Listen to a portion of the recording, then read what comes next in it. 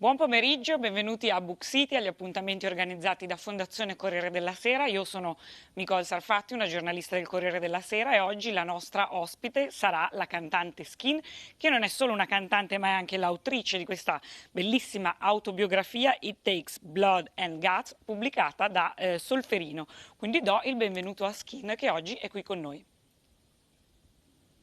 Hi Skunk. Hi, ciao. Ciao. Ciao, buongiorno. Buongiorno. How are you? Yes, I'm good. I'm glad to be back in New York. Happy times here.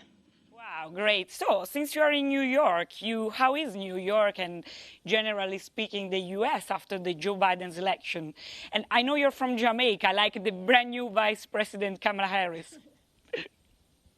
I mean, people were dancing in the streets. People were so happy that we are at the end of the reign of terror of Trump. But I think at the weekend everyone was so happy. People were dancing in the streets, like big speakers at the windows. Cars were honking. But then now I think it's a little bit more embarrassed because I think people thought that Trump would concede. He's not conceding. So now I think there was a little bit of fear creeping in because people are like, wow, what is this? Is this a coup? What is going to happen? This is so unusual and so abnormal that people are a little bit insecure and they're not sure what is happening now. There's a little confusion. But I think generally speaking, I think there's like a big weight and a lift of people. It's quite a negative feeling that was around because of Trump and the Republican administration. And now it feels a bit like people are happier, but still confused. Kamala Harris, that's fantastic news. I mean, she's half Asian and half Jamaican. I think she doesn't know her father well, so I'd say she was more Indian than Jamaican. But I think it's a wonderful thing. Yeah, her mother is England. Yeah, and her father's Jamaican. And I think that's just fantastic. I mean, I think there's more of a relief that there's going to be less Trump than there's. I don't think these are like the perfect democratic people, but I think it's a step towards like more dignity and more respect and a different kind of presidential kind of atmosphere rather than the crazy stuff we've had to deal with. So yeah, I mean, Kamala. I think it's a great thing. It's a positive thing. So going from the current affairs, we go straight to your book. Is this one we show another time, and it's your autobiography. So you are a singer, an author, a fashion icon. Why you decided also to be a writer? I think in the beginning it was more to do with at the moment in England, there are a lot of books about Britpop and about the 90s and about all of the things that were happening. But really, it just seems to be people are talking about Britpop. So at first, it took me a minute to get into the idea of doing an autobiography. It was suggested by my friend and co-author, Lucy O'Brien. And after that, I thought, actually, no, I think that, there needs to be like an alternative story to what's been told about now. Skunk Anansie sold 6 million records. We were one of the biggest bands coming out of the UK, but it's kind of like in the British press, it's like we don't exist. So I thought it was important to tell my story as a Black woman, as a female, and as, a queer person, our story is just as important as Britpop. So I just thought it was time to have just an alternative vibe, an alternative story. And I thought after 30 years in the music business, it was good timing. Did you have fun writing your book? How did you work on it? It's hard work. It was 2.5 years. Actually, the silver lining of Britpop meant that, the silver lining of COVID, if there is a silver lining, I know there's not many, but was that I was able to be in my house writing in New York with Lucy in London. And we were writing kind of 12, 13, 14 hours a day, because it's like we wrote the book over 2.5 years, but then in the last kind of from March till August, we had to rewrite the book 5 times because the editing and getting things right. Yeah, because first we mapped out the book, and then we rewrote and then did a lot of research and then rewrote to make it accurate. Yeah, exactly. And also because the book is my story, but it's set in the times of, 90s and then the 2000s and then kind of later. So it's also kind of representation of what was happening in England and around the world at the same time. So yeah, it was just a lot of work. And it just took it takes a long time to write a book. It's not a fast thing. It just takes a while. There's a lot of stories in there. And we kind of wrote a lot more than we wanted to put in there. And then we kind of cut it down. Did you enjoy the journey that goes through your book? Yeah, I mean, in the end, it was a lot of work, but yeah, I loved it. I mean, I forgot so many things, Lucy interviewed my band or my friends, my parents, my best friends from school. And so there was a lot of things that they remembered that I didn't remember. And then when they said it, I was like, oh yeah. And then I had this story and that story. It's kind of, and that was really fun. I mean, I do write. It's not the first thing I've written. I've written quite a few articles in the past for various things. But I've never written a whole book. So yeah, it was fun in the end, I feel happy about it. I feel like it was a bit of an achievement. What's your favorite writer or the one that inspired you for your book, if there is one? Do you know, I read a lot of books. I listen to a lot of audiobooks. I don't know if I have a favorite writer, but there's a lot of writers that I really respect and really listen to. So I listen to and I read a lot of books all across the board. So I listen to a lot of factual books. I listen to the great courses on Audible where they have speeches. And then I listen to books or read books just for fun as well. So I wouldn't say there's one specific writer that I like, but I think it's good to kind of read lots of different things. I do like people like Stephen Fry. He's one of my favorites. Wow. Do you prefer audiobook or paper book? I actually cannot go to sleep without listening to an audiobook. It's actually a very important part of my life. Also, I listen to a lot of podcasts because I find that I like to do things with my hands at the same time as listening. But actually, in order to sleep, to calm my brain down because my mind is always going crazy, I listen to audiobooks every night. But when I'm actually relaxing and when I'm on holiday, I have a house in Ibiza. So when I go to Ibiza, I like to have a physical book. I like to have something in my hand and pages that I can turn because it's easier to read, when you're lying on a matla by the pool. It's better to read a real book. Yeah, the paper is better to be around the pool. And what are you listening now? Gosh, I'm going to show you. I actually listened to the great courses. So I'm listening to a long audiobook about Egypt and Tutankhamun because I'm really into that. I'm just getting my audiobook here. Wow. Yeah, so I have a lot of books, as you can see. So right now I'm listening to Kitchen Confidential by Anthony Bourdain, Black and British by David Ogalusa, which is really interesting because that tells a story about Black people being in England from the Roman times. And I mean being in England not as slaves, being in England as free people. Black people came and the Moors came into England with the Romans. So in some ways you can see there's been Black people in England before there was, everybody else. Before there was the current white people because they came in with the Vikings. What else am I reading? I'm interviewing Debbie Harry from Blondie tomorrow. So I'm reading Face It, which is something I started already. Gosh, loads and loads of things. Little House on the Prairie, and actually reading War and Peace because I've actually never read War and Peace, and I just think it's an interesting book that I should read. So I listen to about 5 or 6 things at the same time. So very interesting. And coming back into your book, in your autobiography, you tell about a moment when you decide to shave your head, and in that moment you find your real identity and also your first love, Sabrina?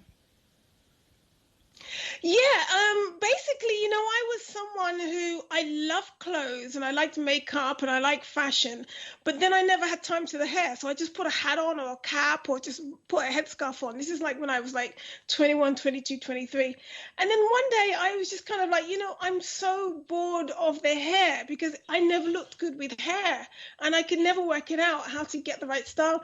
And it just involved a lot of chemicals, a lot of waiting around in hairdressers, and a lot of expense. And I was a student and I had no money. And so one day I just got my friend to kind of shave it off, and I had to really convince him because he didn't want to do it. He was like, no, it's too short, it's too short. I was like, no, shave it off, shave it off. And he got it down to like about that small. And then I had to go to the barbers and they kind of got it done a little bit lower, but they were like, no, you have to shave it off for the boys. The boys don't like it when it's shaved. You have to keep a little bit of hair for the boys. And then I kind of, in the end, I got clippers and I just did it myself with the mirror backwards. And I remember looking in the mirror and thinking, there you are. That's what you're supposed to look like. That's when you're going to be happy. Like, And it was weird because instantly I had a lot of confidence.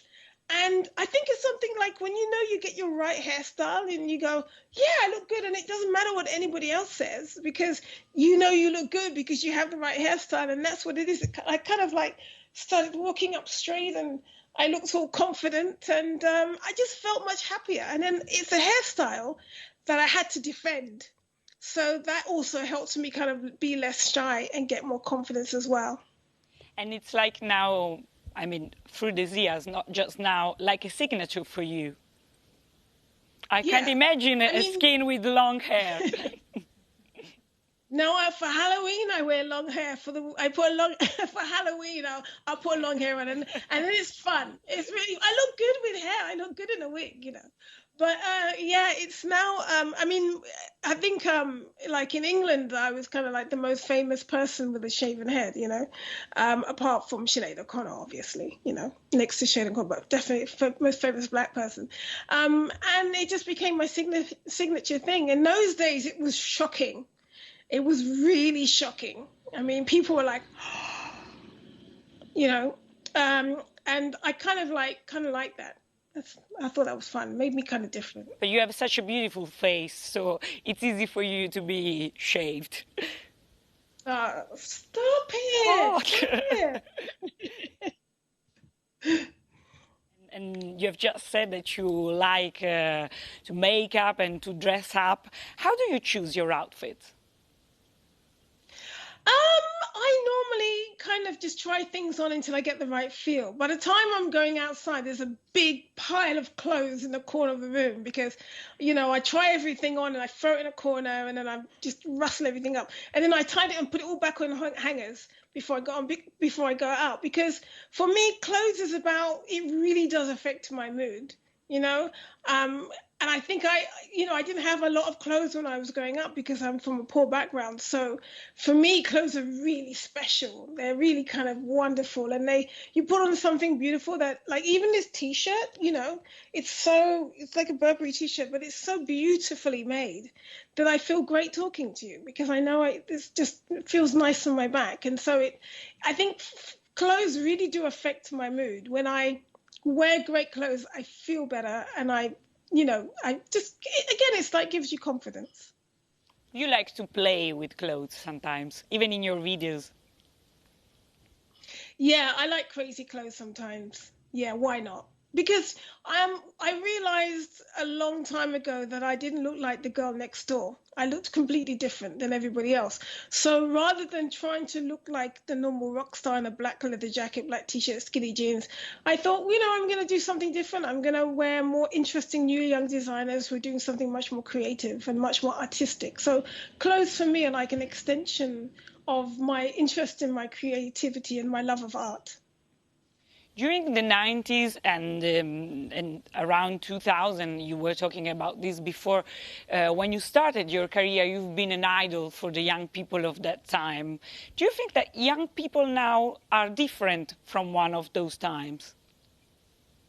I mean, I think every generation that comes up, a completely new, different generation than the one before, because the influences are different. Times change, time moves on, fashion changes. When we were kids, there was no internet, there was no social media, there were no cameras. So in some ways, we were more wild. I think that social media has kind of restricted kids a bit more. They're not able to make their mistakes, so many mistakes, and experiment with so many mistakes because everybody's watching everybody else, and there's a lack of privacy. So, I think that as a consequence, they're more able to deal with technology and deal with things than maybe some people from my generation. Not me. I love technology. I love social media. But I think that, it's a good thing because every generation has to move forward and discover things for themselves and to experiment for themselves. So, I think kids are much different, and so they should be. They have a different set of circumstances to deal with. This generation, in my opinion, is really aware around some topics, for example, environment, racism, also topics that you talk about in your book. Racism especially, for example, we can think about Black Lives Matter or other issues like this. Yeah, I mean, I think that they just have access to information in a way that we didn't have when we were kids. So for us, it would take a bit longer and a bit more research to find our viewpoint.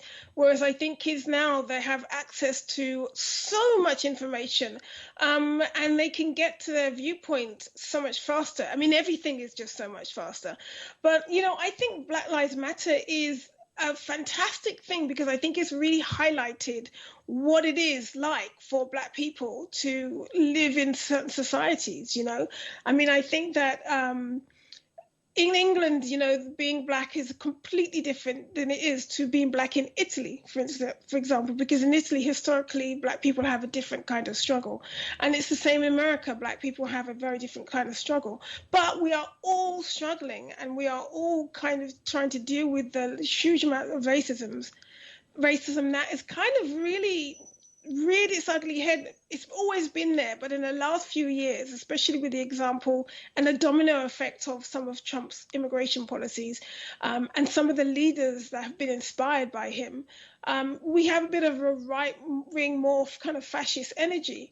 So I think it's really important to kind of talk about these issues and remind Black people and remind everybody else that actually we do suffer a lot of racism in lots of different areas as a daily thing. It's our normality. And so that's something that we have to deal with all of the time. So I think it's been really good and really educational, and mainly quite a positive movement. In your book, you also talk about racism. Have you ever been a victim of racism? I mean, I think that, I'm all of the time, I think, you're probably a victim of sexism within your industry. I mean, I'm a victim of racism all the time. I mean, I think that it's not about being a victim of racism. It's about what you're going to do with it. And my viewpoint is I'm fine. I'm happy being Black. I'm very proud of it. It's a wonderful color. So I'm not gonna worry about someone else's negativities toward that, which would make me change my behavior and be much slower. I mean, I always imagine it like, imagine somebody's really sexist and they feel really uncomfortable with the way you're dressing. And so they're telling you that it's your problem and you have to change. And my viewpoint is kind of like, I'm not going to put that weight on my shoulders. I'm going to take it off, and you can have that back. It's not mine. It's your problem. And so I think that's the same about racism. I think that it's there. It's happening all the time. But I'm not going to get weighed down by other people's negativity and vulnerability and insecurity with something that I can't change. So, and I think that's a very important perspective. It's a perspective I've had since I was a kid. And I think it makes you more free because you're not carrying the weight of other people's ignorances. And so you have more time to be happy. It's like, I feel great about being Black. Nothing you say or do is going to make me feel bad about being Black. I feel so you deal with your issues about it because I'm fine. Yeah, it's really interesting, and it's right what you're saying, but you've got a strong personality. I don't know if everyone is able to do like you. I mean, I think everybody's different and everybody handles things different. I'm strong now because I'm the age I'm now, but I wasn't like this when I was 16. This is things that I had to discover. It took me a long time to be able to be proud and happy with my look and my race and my identity. So I wasn't about to make me feel unhappy about it. But I think that, if I was going to say anything to kids now, I would say the same thing. I was like, you're fine. You look great. And just remember that. And don't let anybody drag you down and make you feel bad about that because, it's their problem, not yours. Yeah, very good message, especially for young people. Thank you, Skin. And let's go back to music. Is there an artist that you like very much now, a young artist? I would say one of my favorite new artists is a singer, and she's kind of a singer and a poet called Arlo Parks, Arlo Parks, Paks. And she's got a beautiful voice. I mean, when you listen to her music, it sounds like you're in a field in the south of America, running through the field in a floaty dress, just singing, and having a good time.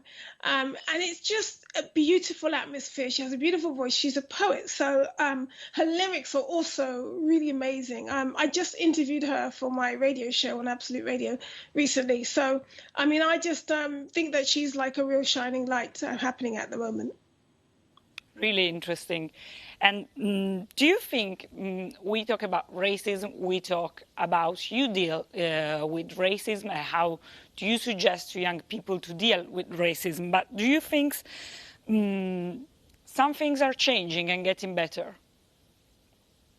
I do think there's a lot of hope. There's a lot of hope. I think that the awareness and people's attitudes and people's knowledge, I mean, it's definitely getting better. I mean, I think that racism will never really die. There's always going to be people who will they're just in their DNA or the way that they're raised, they're going to have that within their spirit and within their soul. And our job is to make sure they don't get any power over us so that their negative views doesn't influence us.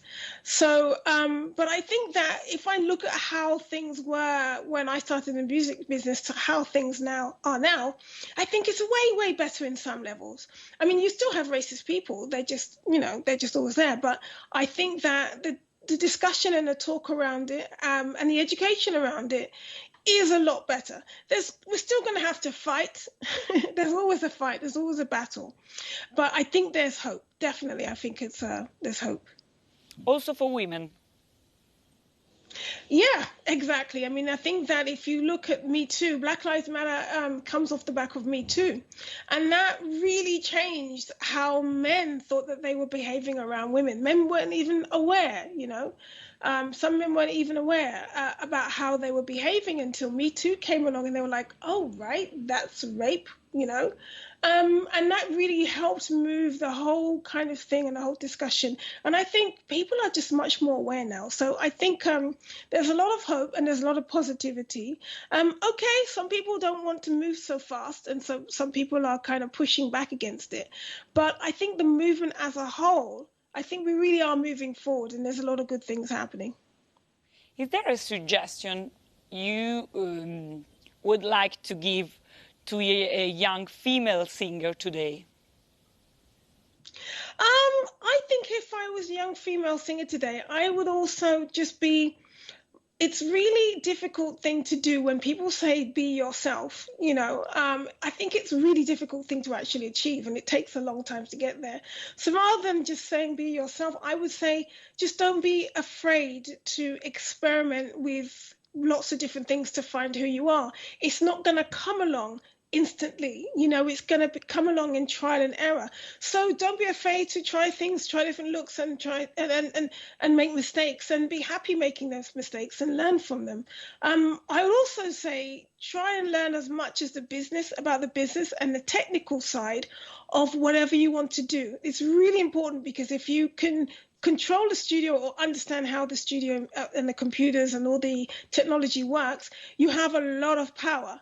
And it means that nobody can tell you what to do, because you already know how it works and you know what to do. So I think it's important to understand the business, and it's important to understand the technological side of things. And these are things that men are typically, you know, fall into doing. Nobody kind of makes them do that. They just do that. And I think as women, we have to, you know, get into that as well. Get into technology, get into the business, get into the things that, you know, just have control over everything, not just being the face and not just writing the songs and not just wearing the clothes. We called our event and our chat today La Rivoluzione di Skin, which is Skin's revolution. Do you think you had your revolution? I think I'm continuing to have my revolution. I think that definitely there were times in my life that I had to rebel. And I had to leave where I'm from, which is Brixton, in order to become myself. It's when you leave and you go somewhere else, then you're basically reinventing yourself, or because there's a bunch of people who don't know you. So you get to just be whoever you want to be and feel comfortable with that. And then when you go back home, you can be comfortable with that. So yeah, I mean, I rebelled against a lot of things. I rebelled against religion. I rebelled against my parents. I rebelled against what Black women are supposed to do. I'm still rebelling against that one. And a bit of kind of like revolution and to rebel is actually good for the soul, because that's one of the ways of making your mistakes and finding yourself and finding who you want to be, and just getting comfortable in your own skin.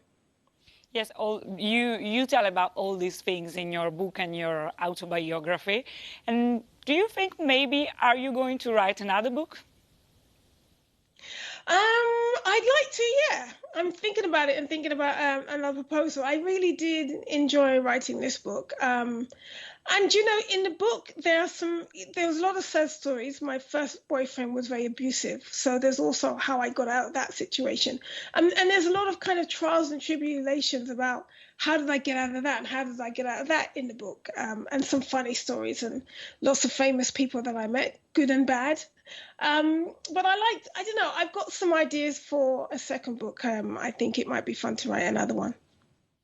So do you prefer writing or singing in this moment? Singing. About TV, you've been a star of Italian television with X Factor some years ago. Yes, yeah, that was fun. That was really hard work, trying to learn Italian and be on TV at the same time. But yeah, the judges were really lovely people, and it was a fun time. It was a completely different thing for me to do, and I really enjoyed it because it helped me learn Italian faster. You need a reason to learn the language, so that was a good reason. So thank you very much, Skin, to be with us today. And we remind your book, Skin, autobiografia di un'icona rock, It Takes Blood and Guts, per Solferino in Italia, chiaramente. And we are waiting maybe for another book from you, like you have just said, and hope to see you soon in Italy. Hopefully. Thank you very much. I need some olive oil and some balsamic, so I have to be there soon. So we'll wait for you plenty. Not in 30 years have I run out of Italian condiments, so I'm very sad right now. So we will wait for you plenty of our olive oil. Thank you very much, Skin. Thank you for your revolution and for the chat today. Thank you very much. Thank you so much. Ciao. Bye-bye. Ciao.